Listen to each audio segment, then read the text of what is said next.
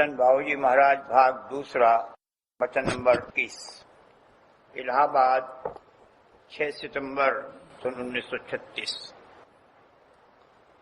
केवल चैतन्य अनादि अपार और अनंत है, सिवाय चैतन्यता के और कुछ अनादि अनंत और अपार नहीं है।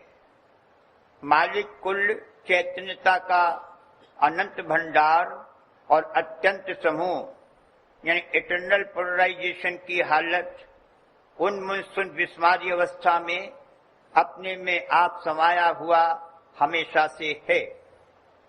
वो चैतन्य मुतलक एब्सोल्यूट है, उसको अपनी चेष्टा यानी प्रेम व आनंद के परिपूर्ण ज्ञान के लिए किसी के मोहताजी व जरूरत नहीं है। वो सबका कर्ता होकर खुद अकर्ता है। महज उसकी मौजूदगी ही सबके वजूद का बाइस है। वह प्रेम रूप चैतन्य आकर्षण है। वह खुद चेष्टा करके किसी को नहीं खींचता। कम दर्जे का चैतन्य स्वयं तौर पर उसके जानिब उसके स्वयं आकर्षण में खींचता है। जब चैतन्यता का समूह होगा उसका भास छूट जाएगा। ये कायदा कुल्लिया है। इसी भास में न्यूनादिक भाव के कारण रचना हुई है। मालिक के समूह की जिसका ऊपर बयान किया गया है आदि नहीं है। वो जैसा था वैसा ही है और रहेगा। वो जो है सो है, जो आप ही आप है। वह अनंत और अपार और अनाम है और रूप रंग रेखा से रहित है और समय व वसत से अलहदा है। यानी उस पर ये कयूद फाइल नहीं है। उसको अपने वजूद के लिए कोई जगह नहीं चाहिए। संत मत के सिद्धांत असल में स्वयं सिद्ध हैं जो समझ में आवे, और उसमें सिर्फ एक पोस्टुलेट दावा है, वो कुदरती है। उसकी कोई तरदीद नहीं हो सकती। यानी चैतन्य आप एक पूर्ण मुतलक समूह हमेशा से बना हुआ और उसका भास छूटा हुआ, जो उससे कम चेतन और रचना उस भास यानी न्यून में हुई। इसी न्यून भास में से चैतन्यता जब खिंच खिंचकर अधिक से अधिक रूप में आई तो समूह बन बनकर 3 सूरतें हो गईं। नॉर्थ पोल यानी मस्तक, साउथ पोल यानी चरण और इंटरमीडिएट रीजन्स यानी धड़। चैतन्यता ही जड़ता और अंतर्मुख सेंट्रीपिटल से ही बहिर्मुख सेंट्रीफ्यूगल शक्ति नमूदार हुई। असलियत में बजुज चैतन्यता कुछ नहीं है।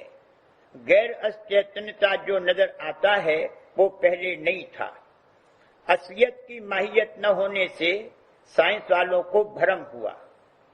उनका ये ख्याल गलत है कि जड़ता से चैतन्यता पैदा हो गई और अदना दर्जे की रचना से आला दर्जे की रचना हुई। चैतन्यता कम होते होते अलबत्ता जड़ता मालूम होने लगती है। चैतन्य शक्ति का अभाव कहीं नहीं है। अगर रचना में कहीं चैतन्य शक्ति का अभाव होता तो मालिक को कोई ज्ञान ही नहीं हो सकता था। मालिक को जो सबका ज्ञान है वह उसी की चैतन्य अंश सब जगह मौजूद होने से है। इसलिए डोरी अंतर के अंतर जुड़ी हुई है, टूटी नहीं है। टूट जाती तो फिर जुड़ नहीं सकती थी। परलोक का प्रथम ख्याल मनुष्य चोले में पैदा हुआ है। ये इस ख्याल का फैसला चाहे किसी तौर पर कर दे, नास्तिक ही हो जावे, मगर ये ख्याल आया तो सही। मनुष्य और पशु चोले का यही निज भेद है। पशु चोले में सिर्फ वर्तमान रूप और ज्यादातर वर्तमान अवस्था का ख्याल होता है। वो सब काम महज इंस्टिंक्टिवली करता है। उद्धार की कार्रवाई मनुष्य चोले ही में हो सकती है। रीजन यानी बुद्धि की गति नहीं है कि वो मालिक के ज्ञान का अनुभव कर सके। वो संसारी कारोबार के लिए एक महदूद दायरे में काम करती है और उसके परे नहीं जा सकती। जब जीव का चित्त इस संसार और उसके कारोबार से बेजार और किसी कदर उपराम होने लगेगा और ट्रेजेडी ऑफ एग्जिस्टेंस, जीवन का शोकमय नाटक की खबर पड़ने लगेगी, तब चैतन्य पर जो गिलाफ हायल हो गए हैं झड़ने लगेंगे। सूरत अंग बरामद होगा, अपने प्रीतम से मिलने की विरह सूरत में जागेगी और इसको संत मत की धारणा का अधिकार होगा। उस वक्त ये उपदेश हित से सुनेगा और शब्द द्वारा जो प्रथम इजहार मालिक का है अपने प्रीतम से तद्रूप होकर, यानी अंश अपने अंशी से मिलकर परम आनंद को प्राप्त होगा। उद्धार का बंदोबस्त मालिक ने आप रखा है। उसकी मौज यानी फैज़े आम की धार से कुदरती तौर पर वही ज़हूर में आता है जिसमें सबका बेहतरीन फायदा मुतसव्वर है।